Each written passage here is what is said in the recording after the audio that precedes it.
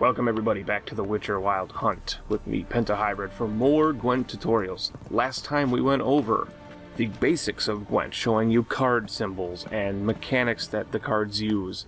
Only some of the mechanics, because obviously, even after 95 hours into this game, I still don't have all of the mechanics, or all of the cards even. I don't know how many of the cards I have yet to find. I know there's probably still several cards left to do. So what we're going to do now is we're just going to go over my decks real quick. We're not going to do this really long tutorial, you know, fleshed out of going over the cards. I'm going to show you basic deck building, rather. So we're going to basically start from scratch on my Scoia'tael deck. We're going to clear out every card that I have in here. And we're just going to build a deck right from scratch. Why Scoia'tael? Because I have enough cards to build a complete deck with this, and I have yet to use the Scoia'tael deck. And it has neat mechanics. It has that muster mechanic you saw last time in the basics. And I've got two heroes I've never used before. So what we're going to do is we're going to start out with our special cards. We're going to fill up all 10 special cards, or as close to 10 as we can. So what we're going to do is we're going to throw in our Scorch card, and we're going to throw in our 3 Commander Horns, because those are probably my 4 most vital cards I have in my collection. Now, you have to anticipate who you're going to be facing and which weather card will affect you most, because we no longer have our Northern Realms full test ability to clear weather. In fact, our 2 people, our leader, who is Francesca Findabair, we have 2 of her. We have pick a Biting Frost card, from your deck and play it instantly. So Biting Frost is the close combat unit card. So that's a pretty neat ability. What does the second one do? Leader ability. Draw an extra card at the beginning of the beginning of the battle. That's what we saw last time in the basics. The opponent we faced used that ability where you draw an extra 11th card at the beginning of combat. I think we're going to use that one because that's a pretty neat ability. But now we also have to fight with the fact that we no longer have a Clear Sky ability. So what are we going to do? Are we going to use a Clear Weather card, or are we going to risk it and just keep our weather basic?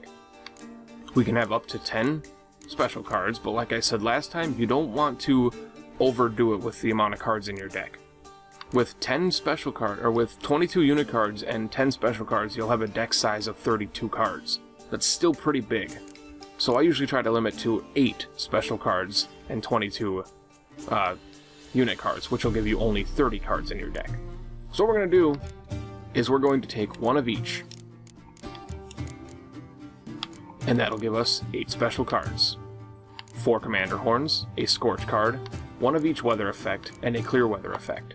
The chances of drawing all of those are very, very slim, but still. Now we'll throw our heroes in there, because heroes are almost necessary.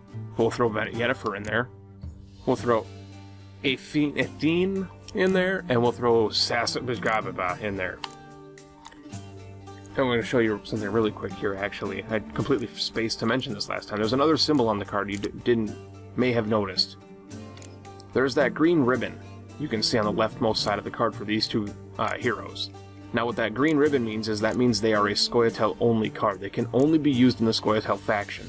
Yennefer does not have a ribbon, which means she is a neutral unit. She can be used in every deck I can make. No matter what it is, whether it's Nilfgaard, Scoia'tael, monsters, yes, she can be used in the monster deck. Yennefer is a monster. Alright, so that's the ribbon, and you can see those ribbons in all of them. You'll see the red ribbons on the Nilfgaardian, or the monsters, excuse me. You'll see the yellow, or black ribbons. Wow, I'm out of touch here. Black ribbons on the Nilfgaard Empire, and you'll see the blue ribbons on the Northern Realms. Back to the Scoia'tael, back to deck building. So, as you can see, we have our 11 cards in there, our 3 heroes, plus our special cards. Now what else are we going to throw in there? We'll go combat. So we're going to find our most powerful cards that we have. We have no siege units, which is unfortunate, so we'll go close combat. We'll throw our most powerful cards we have in here, or our most powerful pairing cards, cards that we can use with each other. So here we have our 2 Dwarven Skirmishers. Once we play 1 Dwarven Skirmisher, the rest of them come out, because they have that muster ability. Why not throw both of them in there? We have our 6 power cards up here, so we'll throw Dennis Kramer. Well, we'll throw these guys first because they have that agile ability, which allows them to be played both close combat or ranged. That gives us 9 out of 22 unit cards.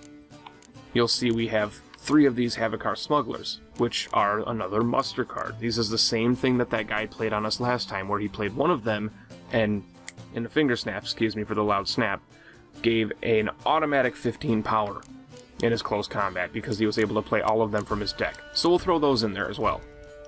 Now mind you, I have not done this before, I have not played with the Scoia'tael deck at all, so we will be building this deck and play testing it just to see how well it works. All here, all fresh, all right. We'll throw him in there because he's got 6 power. And that's a decent amount of close range. Let's go see what our ranged units are like. Alright, so we've got 2 more ranged units that can be used in either agile that are agile and can be used either close quarters or range. So we'll throw both of those in there. Now we've got a 2 power here for range, which is pretty weak. We don't want to use the 2 power unless we almost have to, which we have enough cards now to where we won't have to use the smaller cards. So we'll use... what are these 2? These 2 are medics. Both of them are for 0. We have these healers, which I think is a great addition to the deck because for 0 power, we can bring back another card that is more than 0 power. So we'll throw both of them in there and hope that raises our chances of getting them on the draw. Now we'll go back here and we'll look at these guys. We'll throw Vesemir in there. He's a neutral card. He can be used in every deck. We'll throw Vesemir in there. That's an easy 6 power. And we'll throw Zoltan in there. He's an easy 5 power. And if nothing, we can redraw him and hope to get one of the 6 power cards we have. Or one of our heroes, maybe. So, now we need 3 more unit cards. What are we going to do here? We've got 4 cards there that are 5 power. And we've got 4 pretty middling cards here. These Elven Skirmishers would be pretty good as long as I had more of them, but I only have the 1, so it's only 2 power no matter what. So we'll throw the Mahamakan. We'll throw him in there for 5 power. We'll throw him in there for 5 power, and we'll throw him in there for 5 power. So that gives us 22 cards, gives us a total of 30 cards in the deck with our special cards, and now we're going to play test it against the guy we played against last time, this merchant right here. Greetings. We'll bet 10. We'll be ballsy. Not so interested in goods. We'll play our Scoia'tael deck. As you can see, it's already still built. It's built in to our Gwent deck builder. And we'll just hit Y and we'll jump right into the game. Remember, our leader ability will allow us to draw an extra card. He's also still playing Scoia'tael, so he drew an extra card and he gets to go first because we're both playing Scoia'tael, which means our go first thing cancels each other out. So we still flip a coin. Alright, what are we going to redraw? What did we draw in our deck? We didn't get a single hero. That's unfortunate, but you look at the card chances of 30 cards in the deck, 3 heroes, we have a 10% chance of getting a hero card on our draw. So, what are we going to do here? Let's look at our weakest cards. We have a 3 power here, but he also brings out the other skirmisher. We also have these 2 guys, which when we play one of them, the other one will get brought out. So we don't want the second one. Why? Because when we play one of them, the other one's automatically going to come out anyway. So we're going to redraw one of these. And we got a Biting Frost card. Alright. And for the sake of wanting a little extra power, possibly in the form of our hero, we're going to re-roll Zoltan. And we got... that's not a good choice. We got another one of these guys, so that was a poor redraw. Ooh, he used him. He used the Mysterious Elf. That's a 0 power spy. He just drew 2 extra cards and gave me 0 power. That's unfortunate. We're going to go out swinging. We're going to go out and play these guys right away. He's automatically going to bring the other one out there, along with my other one I redrew, so that gives us 15 power. He passed. Alright, that's an automatic round for us. We only used 2 cards, the 2 out of our hand and the 1 out of our deck. We won that round very easily, but there's a reason he's doing that. There's a reason he's doing that, and that's because he's confident in his hand. The AI in this game is ridiculously smart, folks. Like, very smart. It's a strategy game. It's like playing the AI on Hearthstone. It gets tough. So what are we going to do here? We'll go with swinging again. We'll play the skirmisher and get the other one out. Give us 6 power straight off the bat in first turn. What's he gonna do? He's got 12 cards. Alright, he didn't get to use the medic ability, but there's an easy 10 power, so we're gonna counter that and give us 5, and we're gonna play them ranged. So now we're 1 up on him, but we also have 4 cards down, which is very unfortunate. I don't like the fact that he got the Mysterious Elf card in his hand. I also don't like the fact that he's playing Scoia'tael, so he got the automatic 1. Alright, so what are we gonna do? He's sitting at 16, we can either counter him and equal, which we're gonna do. We're gonna equal him. We're gonna give ourselves 16, see what he does. It's all about monitoring what your opponent does, because if I see him starting to power up so much and I'm not doing so well, I'll pass, lose the round, and try again next round. Hopefully he used all his good cards, and we'll try again. See, like right now he used a power 10 and a power 7 in the same round. So, next round, he will not have those. Or a power 6, excuse me. Oh, that's not medic. That's not medic, that's morale boost. Okay, so it's powering up everything in the line of defense. Okay. So what are we gonna do? We have four more creature cards, 4 more unit cards. He has no close combat, I only have close combat, so using Biting Frost right now will just end up hurting us. So, do we use Commander's Horn and beef up our frontline defense and hope he doesn't have a Biting Frost card to knock it all back down? Why not? Risk versus reward, right? That gives us 27 power total. And he uses another 6 power to get up to 29. We're only going to give him 1 more card. We're only going to give him 1 more card. We're going to play a 5 power, go up to 32. And then we're going to probably end up passing. Or 37, excuse me, because he doubled, that's right. Ooh, that's actually... Ooh, we could actually win this. Assuming his deck... Oh, so if his hand isn't good, we could play all of these in the front line, doubling every single one of them. But he still might have a Biting Frost card. That's the risk versus reward I'm talking about. There's so much strategy in this. If we were to play all 3 of these in our front line right now, we would get 12, 24, 36 extra power. Guaranteed, we'd get 36 extra power, which would put us up to 73.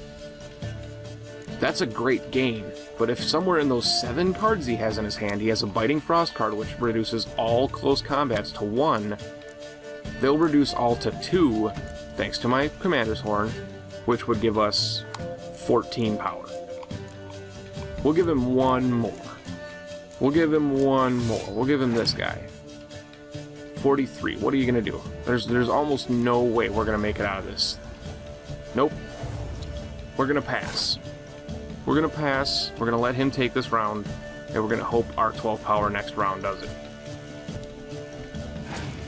Because we're gonna play both of these in the range and throw it on our Biting Frost, removing all of his close combat he might play. That's our strategy now.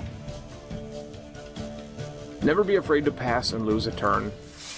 That's a common thing a lot of people are worried about, is that passing right there, a perfect ability for countering that. We're going to leave him alone for now, of course. We're not going to play our Biting Frost. And, oh shit, that was my mistake.